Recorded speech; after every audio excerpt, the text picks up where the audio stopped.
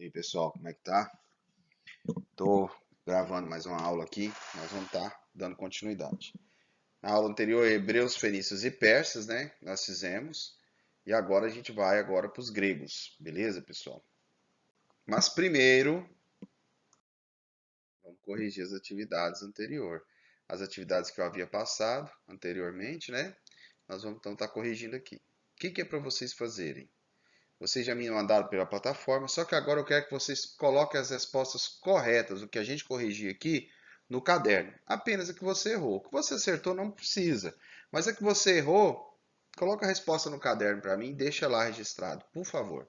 Tá bom? Vamos lá. Hebreus.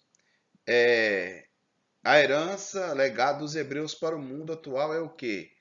É a religião, é o monoteísmo, principalmente. Não religião, monoteísmo. Todo mundo, né, acredita em um Deus, tanto os católicos, protestantes, ortodoxos, né? Esses são os cristãos, né?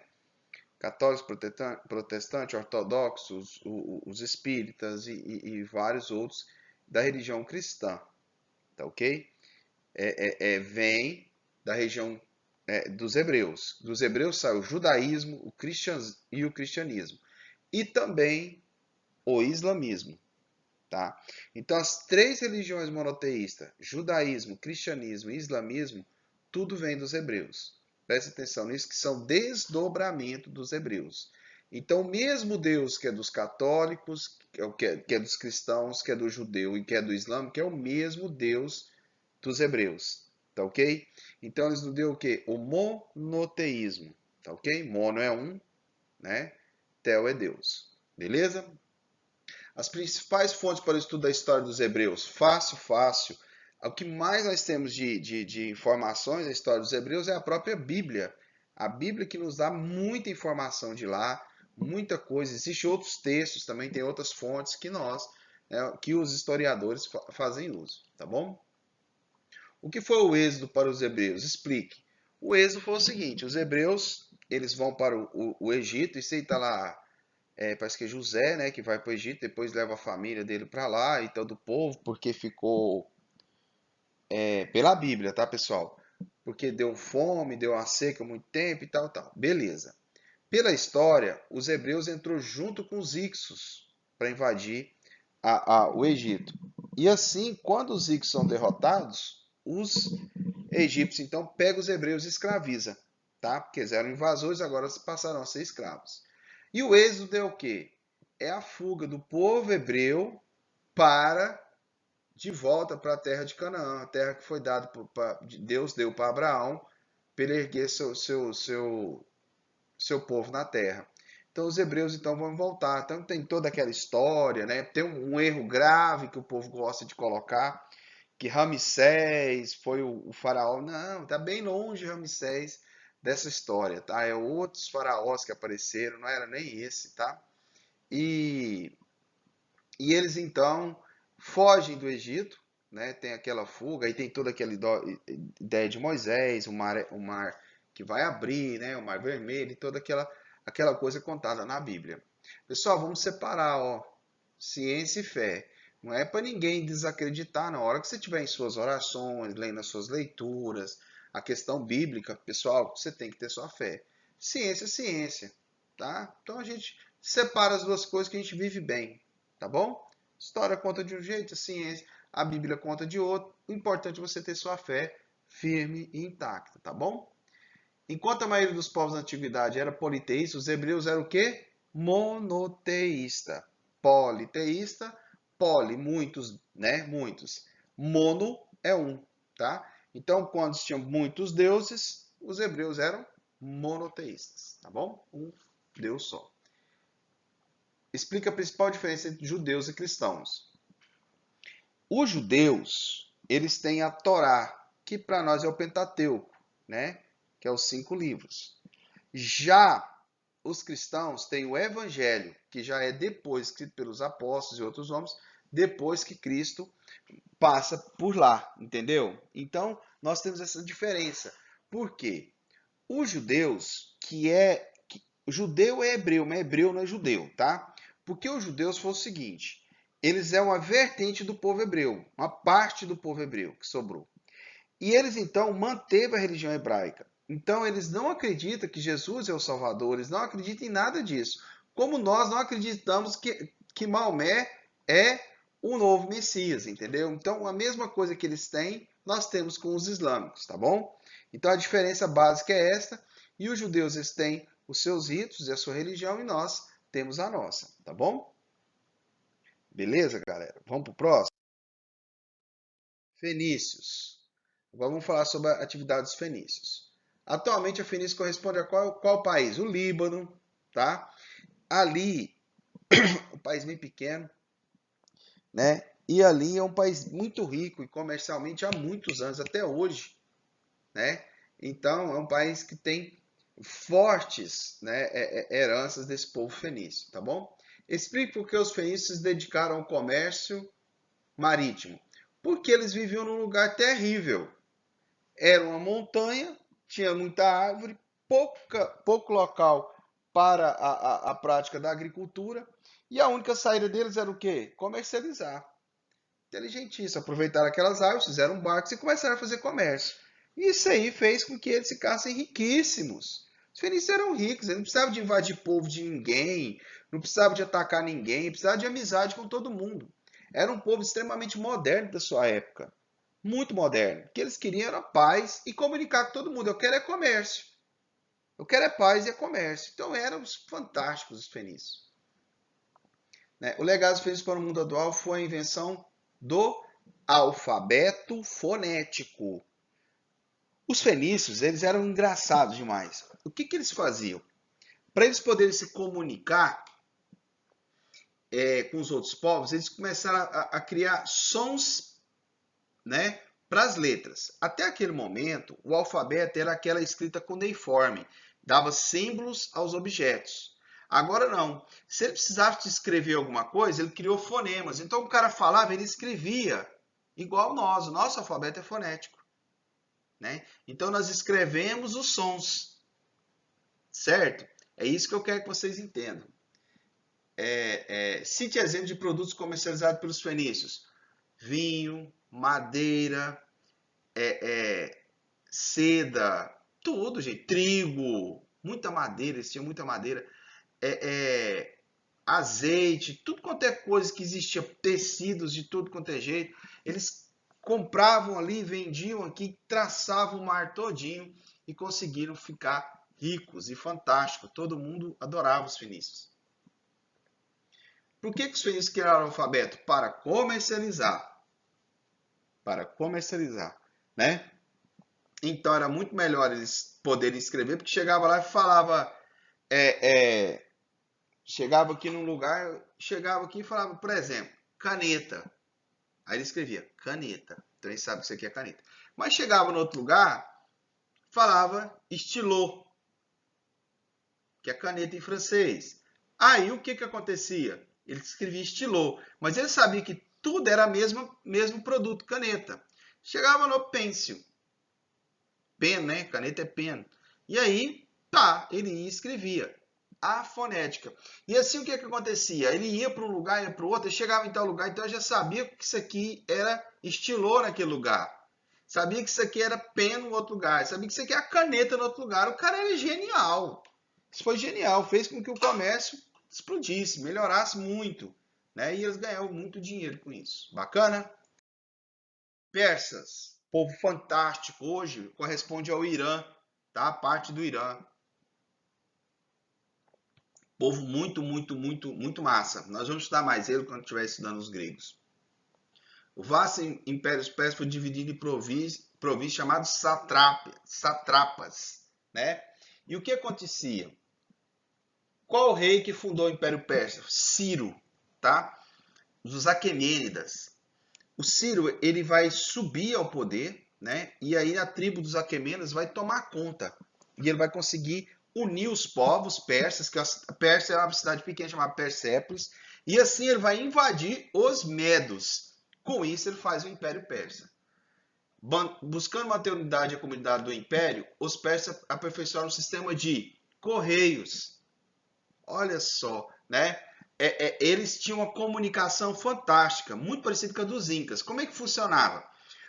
E tinha as estradas, né? Então o cara que saía correndo aqui de cavalo ia até quando o cavalo dava assim uma distância que o cavalo não perdesse o fôlego. Porque não é até o cavalo cansar, senão você perdia a velocidade. Não. Até o cavalo não perder o fôlego. Então ele cavalgava ali por 2 horas, 3 horas. Pronto, parou, já entregava para o outro cara descansado. E assim eles corriam o império em pouco tempo. Pouco tempo eles conseguiam comunicar em toda a parte do império. Zoroatrismo, a religião persa chamava Zoroatrismo, devido ao seu mestre, né, Zoroastro. E ele cria essa religião, né, o Zoroatrismo, que existia dois deuses, um deus do bem e o deus do mal, né? E que esses deuses estão dentro de você, no qual você tem que cultuar o deus do bem e tal e tal. Então há toda essa. Ah, tá. O Zoroastro pregava a existência de incessante luta entre o quê? O bem e o mal, né? Então já começa o livre-arbítrio, as questões religiosas, é interessantíssimo isso aqui também. Bacana? O bem e o mal, a moral, né? Você tem que cultuar, as religiões trabalham com isso. Bacana? Vamos lá, pessoal. Agora, tudo isso que eu falei, você vai corrigir no seu caderno, você vai fazer uma releitura dos textos, vai corrigir no seu caderno, vocês vão fazer atividades, provas mais à frente. Então, corrige lá no seu caderno que você errou, tá bom? Coloca lá, errei a número tal e persas, errei a número 2. E aí você corrige, coloca correto para mim, para você não esquecer e para nós ficar de boa. Beleza? Não é para devolver para mim, não. É para corrigir no seu caderno. Ou senão vocês vão querer mandar e tem de volta aqui. Vamos lá, pessoal. Nós vamos entrar agora na Grécia Antiga, né? Nós vamos então estar falando sobre a Grécia Antiga. Simplesmente é o berço da cultura ocidental. Aí está o Templo de Atena, né? Lá em Atenas. E ele, como ele era retratado aí e como ele está hoje. É algo de uma obra fenomenal da humanidade, perfeita, né? E tá aí mais ou menos como que era para ser e como que se organizou. Beleza? Vamos falar dos gregos. Importantíssimo nós estudarmos os gregos. Eles têm muita influência na nossa vida, nós temos muita influência deles, tá? Bom, períodos da história grega, né? Nós temos o período aqui de cima aqui, ó, inicia aqui 2000 anos antes de Cristo, tá? É o período pré-homérico que nós vamos estar estudando hoje e o período homérico. Esse período aqui que a gente vai estar estudando hoje, tá? Então começa 2000 antes de Cristo, né? Depois ele vai parar aqui, né? E por volta de 1000 a gente vai estar falando. Nesses últimos períodos aqui, nós vamos estar falando na nossa próxima aula, tá bom? Certo? Isso aqui é a idade de Cristo. Então já estamos bem longe disso aí. Vamos falar então sobre os períodos, né? A divisão política. Período da Grécia Antiga, né? Podemos dividir a história da civilização grega em 5 grandes períodos. Período pré-homérico, homérico, arcaico, clássico e helenístico. Então nós vamos estudar hoje o pré-homérico e o homérico. Beleza? Depois nós vamos deixar o arcaico, clássico e helenístico. Muito bom todos, né? Vamos entender isso aí. Bacana?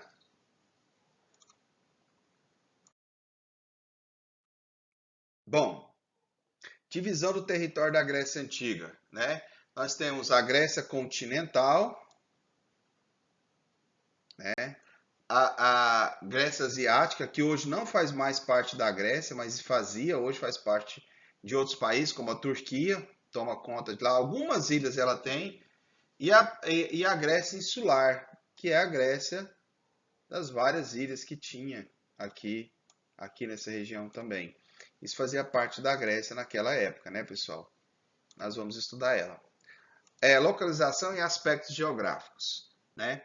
A localização é ao sul da Europa, na Península Balcânica, né? Esse aqui é os Balcãs, pessoal. Essa aqui é a Península Balcânica. Tem mais aqui, é bem grandão essa península.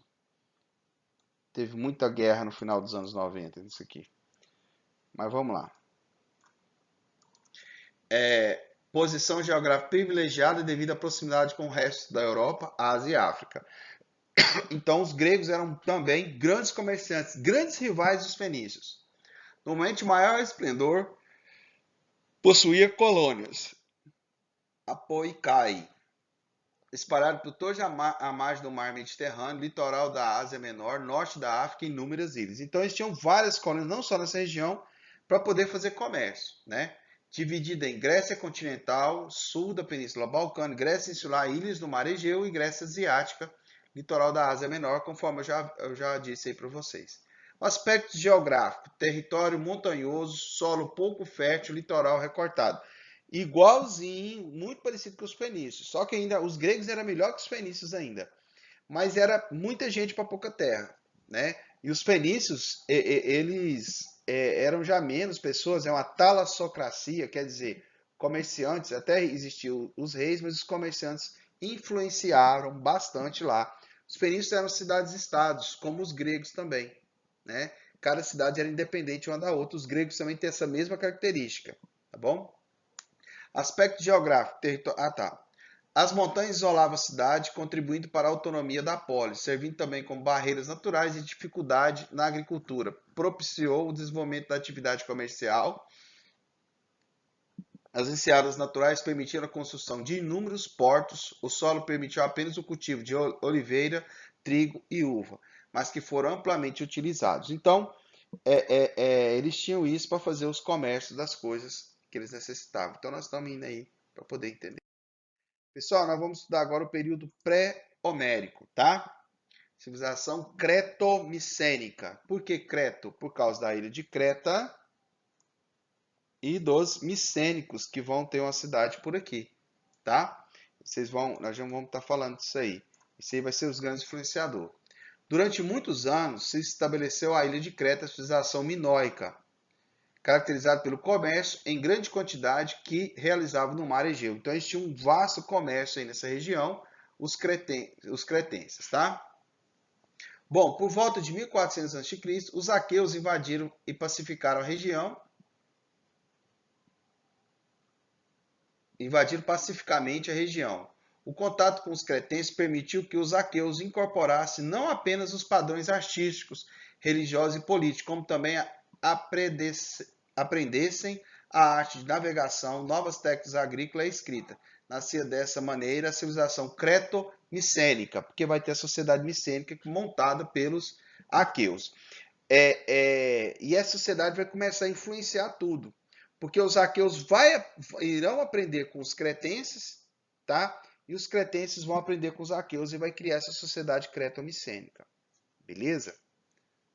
Vamos lá.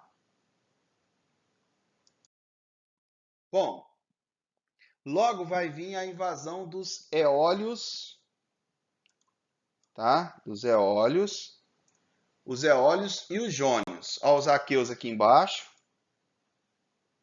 tá? Aqui os jônios e aqui os eólios, tá? Vocês vão percebendo aí pelas cores, tá bom? Depois nós falamos que acabou ali embaixo, ali, que esse cara ali de baixo é tenso. Vamos lá. Outras invasões pacíficas ocorreram no século 17 a.C. Dessa vez foram os eólios e os jônios, instalados na península, ocupando respectivamente a região da Tessália e da Ática. Mais pacífico, eles foram ocupando e foram o quê? Se juntando com os aqueus, aquela sociedade creto-micênica, que foram aprendendo com eles. E eles também influenciando a sociedade creto-micênica. E isso vai formando o povo, entendeu? Até chegar. E estava todo mundo feliz e lindo lá. Até chegar quem? Os dórios. Para vocês saberem, os dórios foram que fundaram a cidade de Esparta. Tá? Para você ver como é que o negócio vai ficar. Bom, aí chegam os dórios. Em 1200 a.C., os dórios invadem a península do Peloponeso devido à sua superioridade bélica. Provocou a primeira diáspora grega, forçando os aqueus a se espalharem por diversas partes do mar Mediterrâneo. Olha a região onde eram os aqueus aí. Eles invadem, até escravizam os aqueus. Tá? E os aqueus teve que vazar daquilo ali e ocupar outras regiões para poder ficar. Só que os dórios tinham um problema. Eles eram guerreiros.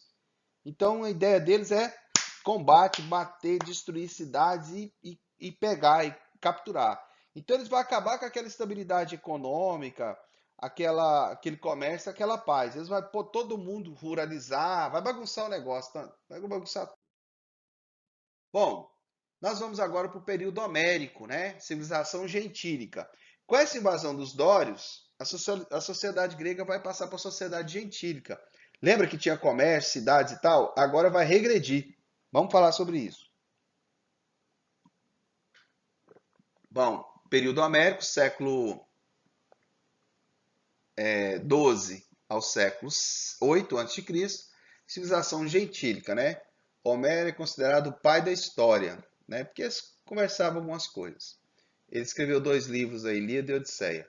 O período homérico foi assim denominado pelo estudo dos poemas de Ilíada e Guerra de Troia e Odisseia, Volta de Odisseu, de Ulisses, né? O Odisseu após a Guerra de Troia, para sua ilha de Ítaca, né? Escritos pelos poetas grego homérico no século 6 a.C.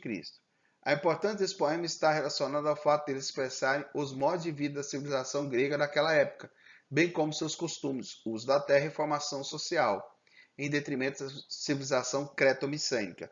Então ele vai mostrar como que os gregos viviam naquela época, né, e mostrava quem que eram os cretos micênicos. Homero vai escrever 2 poemas fantásticos de Ilíada e Odisseia. A gente vai voltar a falar um pouco mais disso aí mais à frente, tá? Colapso da civilização micênica. Então a civilização micênica vai entrar em colapso. O que é isso? Desaparecer, vai deixar de existir porque ela vai ter que alterar as suas formas.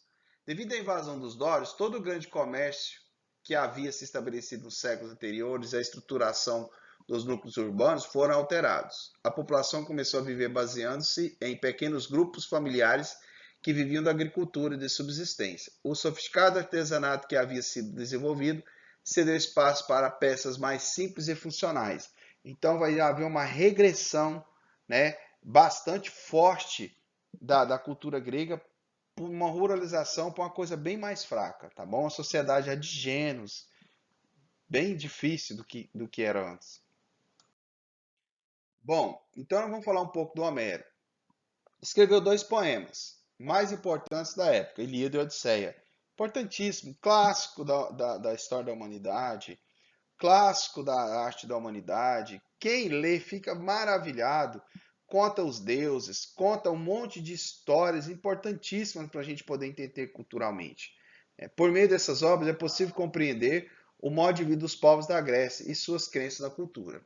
Aí nós temos aqui Ilíada, né? Que significa o quê? Ilion, Troia. Tá? Ilion chamava Troia. Então a Ilíada tinha esse nome. Que é aquela guerra, né? A princesa que foi raptada por Paris, que é levada para a cidade de Troia. Essa princesa era mulher do rei de Esparta, que era irmão do rei de Atenas, que eles vão juntar com mais o Odisseu e mais outros caras, junto com Aquiles, e vão invadir Troia, né? Tenta invadir, fica por 10 anos lá tentando invadir, até que Odisseu tem a brilhante ideia de montar um cavalo e falar que desistir da guerra, e aí esse cavalo entra dentro da cidade e assim eles descem de lá e matam os guardas do portão, abrem o portão e os gregos puderem invadir e destruir a cidade de Troia. Essa é uma história bem longa, muito boa, quem puder assistir. E debaixo aqui nós temos o quê? Nós temos Odisseu. O que é Odisseu? O Odisseu, depois que ele vence essa guerra de Troia, ele tem que voltar para casa, para sua amada esposa chamada Penélope, né? E ele queria voltar para casa, só que ele queria andar muito depressa. E vai pedir para o Deus do vento, Hélio, não, é óleo, que eu o ajudasse. Olha, então entrega um jarro para ele, falasse para abrir só quando, né, tivesse em alto mar. O cara abre no lugar errado. E aí eles desaparecem no mar Egeu e vai ter várias e várias aventuras, né? Que ele vai acontecer até chegar na sua ilha de Ítaca e vencer os inimigos que estavam lá e voltar para sua esposa. Essa imagem aí é quando ele queria escutar o canto das sereias. Todo mundo que escutava o canto da sereia pulava no mar, mas porque era um canto muito bonito. Então o que ele faz? Ele tampa o ouvido de todos os seus soldados, né? E pede para eles amarrar ele no poste do navio, do mastro. E em hipótese alguma era para ele tirar ele de lá. Se ele pedisse, não era para tirar, não era. Mesmo se ele pedisse, desesperadamente, não era para tirar, porque até passar, né? E aí foi. O que aconteceu?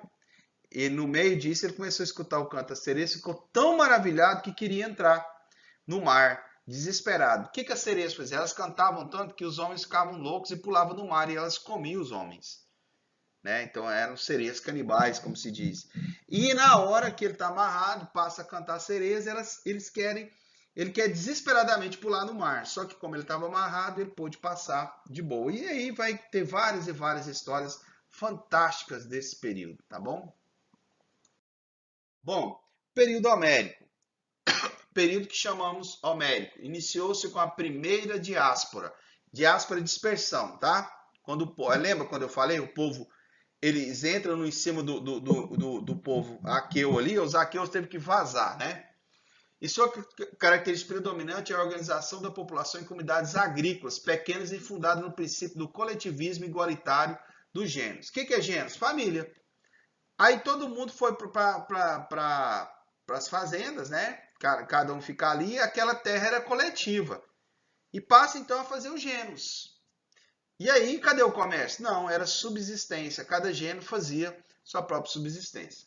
Gênero, unidade econômica, social, política e religiosa. Cada gênero era uma família que produzia de forma coletiva. Tudo que pertencia a todos. Pessoal, não é uma família de mãe, pai e filho, não. É a família de os parentes que você pode imaginar tudo ali. Tá? Então era uma sociedade bem grande os gêneros ali. O gênero era comandado por um patriarca, um pater, um homem da família considerado mais velho e mais sábio, responsável também pelas atividades religiosas.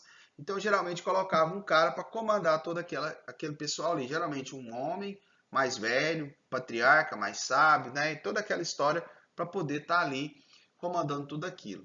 No período homérico, predominou a comunidade gentílica. Muitos grupos afetados pelas constantes instabilidades, sobretudo os mais desfavorecidos, abandonavam a região para se instalar em outros locais. Esse episódio é chamado de segunda diáspora. Porque aí os caras pegavam e começaram a vazar. Começou a faltar terra. Tá? Começou a faltar terra. Começou a subir a população, não estava tendo terra para todo mundo, então muita gente estava indo, tentando dispersar, ir para outras regiões à procura de terra. Vários gêneros deram origem a diferentes fátrias. O que aconteceu? O gênus juntou com outros gênus, que juntou com outros gênus, que juntou com outros gênus e formou uma fátria. Que eles tinham afinidades ali, né? Associação dos gêneros. Porém, com a intensidade do crescimento demográfico, demo é povo, né? Grafia, né? Escrita, demografia, o povo começou a se expandir, como eu falei para vocês, foi necessário um novo processo de fusão. As diferentes fátrias, então várias fátrias, formou tribos, aquelas que tinham mais, e aí várias fátrias, vários gêmeos formou a fátria e várias fátrias formou tribos. Né? Finalmente, as tribos agruparam-se em unidades maiores, denominadas demos, povo em grego. Então, esses demos começou a fazer unidades maiores, várias tribos formou isso aí. E o governo dos demos centralizou-se em um único chefe supremo, o Basileu, que era o rei ali, dando origem às comunidades independentes que viriam a ser a polis. Desses demos, então, começa a surgir a polis. Então, dos gêneros surgem as pátrias, das pátrias a tribo, das tribos os demos, né? E dos demos as cidades, tá beleza? E essa aqui é uma cidade na Grécia Antiga, do período homérico. Nós vamos começar, tá? A estar estudando elas na próxima aula, tá bom? Beleza, pessoal? O vídeo já tá grande, né? E nós vamos terminar por aqui. Pessoal, então essa é a Grécia, tá bom? Então, fico aguardando vocês. Corrijam no caderno, organiza tudo. Esse vídeo é só para vocês assistirem. Eu vou passar mais vídeos, tá? E depois depois eu passo a atividade para vocês. Beleza, pessoal? Qualquer coisa eu estou no WhatsApp, estou também na plataforma. Tamo junto aí, beleza? Firmeza, pessoal? E ajuda a achar os meninos que não estão na plataforma pra gente poder procurar eles e organizar tudo isso. Bacana? Valeu, brigadão!